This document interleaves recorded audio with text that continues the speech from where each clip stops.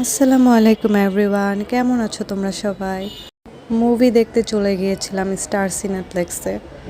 অন্য কোনো মুভির টাইমিং মিল ছিল না, তাই এই মুভিটা দেখব, টম ক্রুজের মিশন ইম্পসিবল। এখানে পপকর্ন আর পানি নিয়ে নিচ্ছিলাম। শো হচ্ছে 5 নাম্বার হলে। এটা হচ্ছে ভিআইপি হল। এই হলে হচ্ছে ঢুকে দেখার ইচ্ছা ছিল যে এটা কীরকম অন্যগুলা থেকে, কতটা ডিফারেন্ট।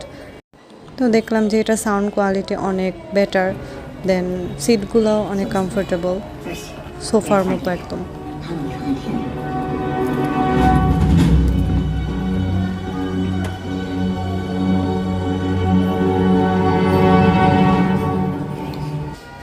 মুভি দেখা শেষ করে একটু খাওয়া দাওয়া করতে চলে গিয়েছিলাম চিলক্সের খিলগাঁও ব্রাঞ্চে।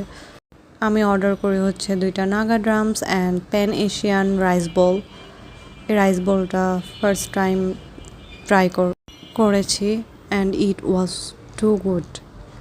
এই রাইস বলটার প্রাইস ছিল 325 টাকা। নিচে হচ্ছে আচারি রাইস ছিল, একটু স্পাইসি টাইপ, অ্যান্ড উপরে মিটের পোর্শন ছিল আর একটা এগ ছিল। Test was really good. আমি আবার চিলক্সে গেলে এটা মাস্ট ট্রাই করব।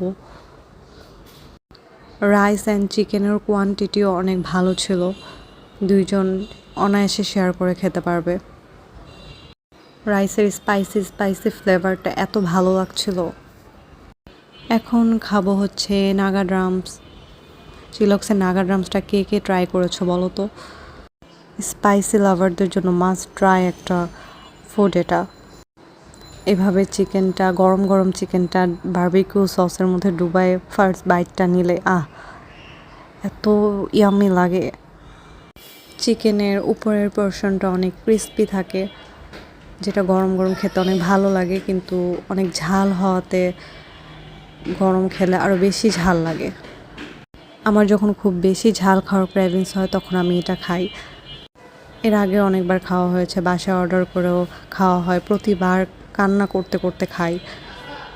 তারপর নিয়ত করি যে আর খাবো না, এটাই লাস্ট টাইম। কিন্তু আমি এত পরিমাণ বেহায়া যে আবার এটা খাওয়ার ক্রেভিংস হয় আর আবার এটা খাই।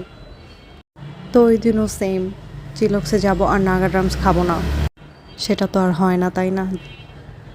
চিকেনটা অনেক গরম ছিল, ধোঁয়া উঠতেছিল, তাই ঝালে ওই দিন খেতেই পারতেছিলাম না একদমই। পুরাটা আমি শেষ করতে পারি নাই। এই দেখো জাস্ট কি পরিমাণ মরিচ বেটে ভিতরে দিয়ে রাখছে। প্রতিবার পুরাটা ফিনিশ করতে পারলেও সেই দিন আর ফিনিশ করতে পারি নাই, কেন জানি অনেক বেশি ঝাল লাগছিল। যাই হোক, ওই দিন শেষ করতে পারিনি তো কি হয়েছে, আবার আরেকদিন গেলে আরেকদিন খাবো, তখন শেষ করব। ঝালে একদম নাক দিয়ে চোখ দিয়ে পানি পড়ছিল। তারপর নাগা ড্রামসটা রেখে আবার রাইস বোলটা খাওয়া শুরু করি। এই বারবিকিউ সসটা দিয়ে খেতে রাইস বোলটা আরও বেশি মজা লাগছিল। আমার পাশে থাকবা। আমার ভিডিওটা কেমন লাগলো তোমাদের অবশ্যই জানাবা। আজকে এ পর্যন্তই। আল্লাহ হাফেজ।